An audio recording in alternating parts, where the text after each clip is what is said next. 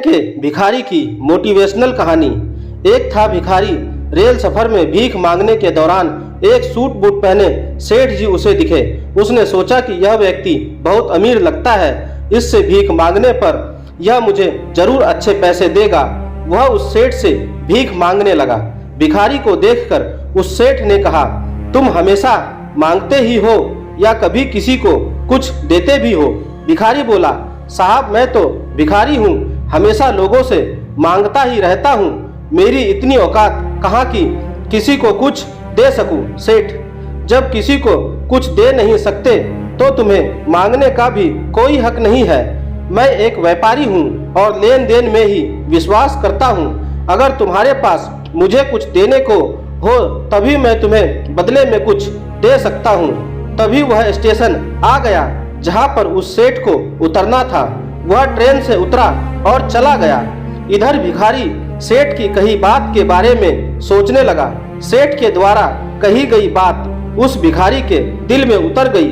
वह सोचने लगा कि शायद मुझे भीख में अधिक पैसा इसलिए नहीं मिलता क्योंकि मैं उसके बदले में किसी को कुछ देता नहीं पाता हूँ, लेकिन मैं तो भिखारी हूँ, किसी को कुछ देने लायक भी नहीं हूँ। लेकिन कब तक मैं लोगों को बिना कुछ दिए केवल मांगता ही रहूंगा? बहुत सोचने के बाद भिखारी ने निर्णय किया कि जो भी व्यक्ति उसे भीख देता तो उसके बदले में वह भी उस व्यक्ति को कुछ जरूर देगा। लेकिन अब उसके दिमाग में यह प्रश्न चल रहा था कि वह खुद भिखारी है तो भीख के बदले में वह दूसरों को क्या दे सकता है।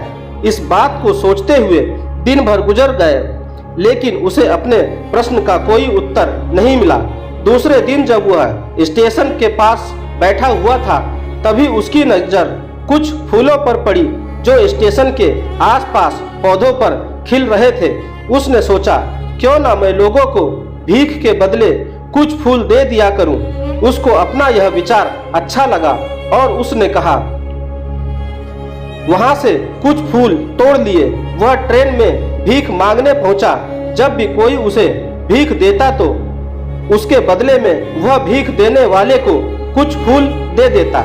उन फूलों को लोग खुश होकर अपने पास रख लेते थे। अब भिखारी रोज फूल तोड़ता और भीख के बदले में उन फूलों को लोगों में बांट देता था।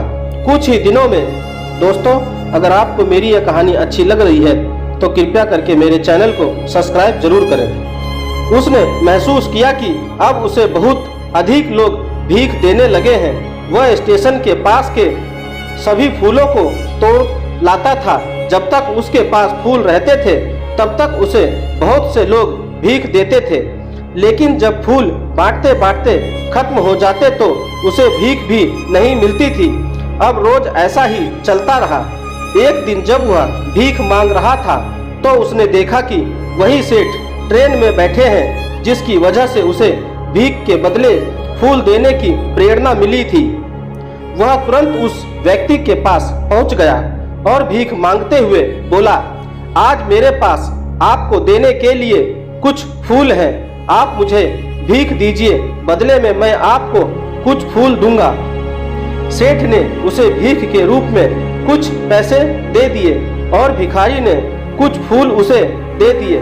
उस सेठ को यह बात बहुत अच्छी तरह पसंद आई। सेठ, वह क्या बात है, आज तुम भी मेरी तरह एक व्यापारी बन गए हो।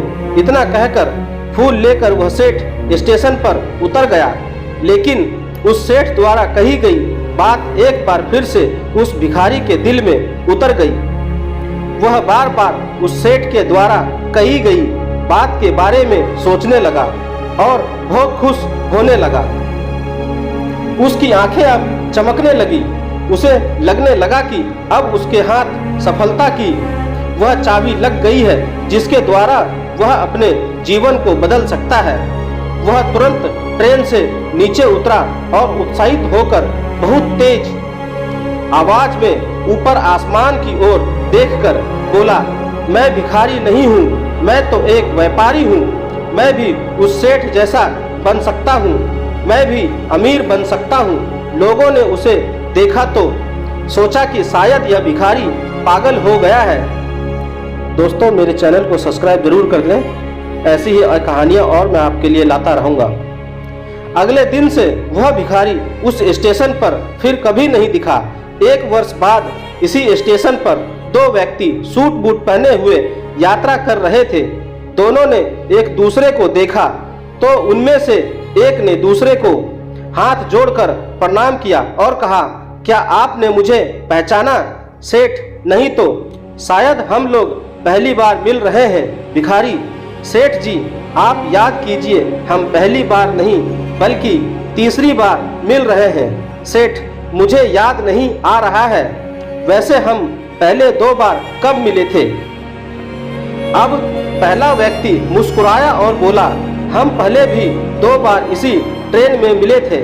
मैं वही भिखारी हूँ जिसको आपने पहली मुलाकात में बताया कि मुझे जीवन में क्या करना चाहिए, और दूसरी मुलाकात में बताया कि मैं वास्तव में कौन हूँ।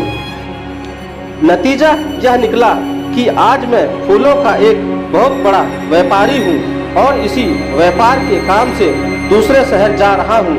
आपने मुझे पहली मुलाकात में प्रकृति का नियम बताया था, जिसके अनुसार हमें तभी कुछ मिलता है जब हम कुछ देते हैं। लेन देन का यह नियम वास्तव में काम करता है। मैंने यह बहुत अच्छी तरह महसूस किया है, लेकिन मैं खुद को हमेशा भिखारी ही समझता रहा। इससे ऊपर उठकर मैंने कभी सोचा ही नहीं था, और जब आपसे मेरी दूसरी मुलाकात हुई तब आपने मुझे बताया कि मैं एक व्यापारी बन चुका हूँ। अब मैं समझ चुका था कि मैं वास्तव में एक भिखारी नहीं बल्कि व्यापारी बन चुका हूँ। भारतीय मनुष्य ने संभव इसलिए स्वयं को जानने पर सबसे अधिक जोर दिया और फिर कहा, सोहा सोहोहम, समझ की ही तो बात है। भिखारी ने स्वयं को जब तक भिखारी समझा वह भिखारी रहा। उसने स्वयं को व्यापारी मान लिया, व्यापारी बन गया। जिस दिन हम समझ लेंगे कि मैं कौन हूँ, अर्थात मैं भगवान का अंश हूँ, फिर जानने समझने को रह ही क्या जाएगा।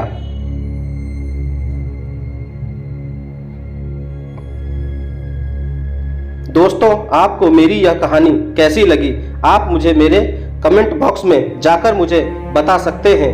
और अगर आप मेरे चैनल पर नए हैं तो मेरे चैनल को सब्सक्राइब कर लें और बेल आइकन का बटन भी दबा दें। धन्यवाद दोस्तों।